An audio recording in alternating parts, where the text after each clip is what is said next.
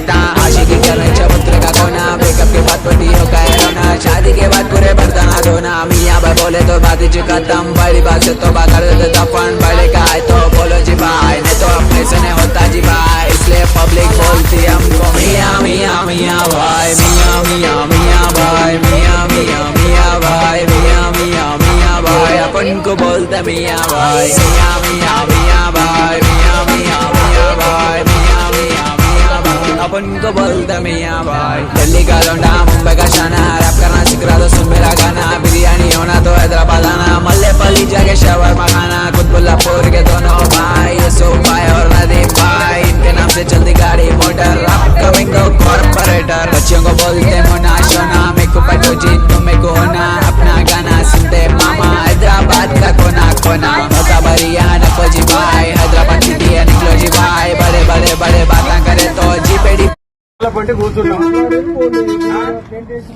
tent వాళ్ళ జాగా మా జాగా ఇది మా ఆస్తి మా ప్రైవేట్ ప్లేస్ కూర్చోండి ప్రైవేట్ ప్లేస్ కూర్చున్నాం ఇక్కడ నినాదం ఇవ్వలేదు ఒక ట్రాఫిక్ జామ్ చేయలేదు మిమ్మల్ని ఎక్కడ డిస్టర్బ్ చేస్తలేము ఏ విధమైనటువంటి చట్టాన్ని మేము ఉల్లంఘిస్తలేము లేకుండా కూర్చోవచ్చా అరే రోడ్ మీద ఇల్లున్నది కాబట్టి ఇక్కడ కూర్చున్నాం లోపల ఇల్లుంటాం వినండి పరామర్శకు వచ్చిన మీరు ఎందుకు బెదిరిస్తారు ఎందుకు బెదిరించి బరాబర్ వేసుకుంటాం మేము కండు వేసుకుంటాం అరే మక్కాన్ సింగ్ దొంగతనాలు చేసుకొని పిల్లలు కట్టినట్టు కాదు ఎక్కడ చేసినా కానీ కూల్చివేతలు కూల్చివేతలు కూల్చివేతలు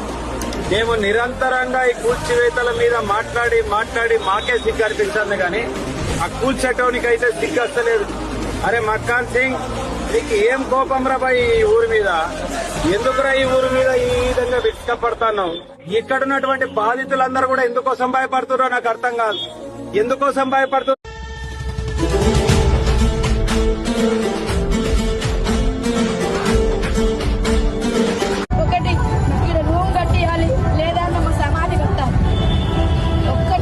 పోలీస్ అవమానం అవుతుంది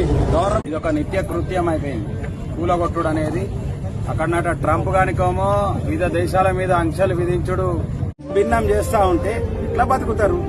30 ఏళ్ళు కష్టపడి ఒక స్థాయికి వచ్చినటువంటి కుటుంబాలను నేలమట్టం చేస్తున్నాం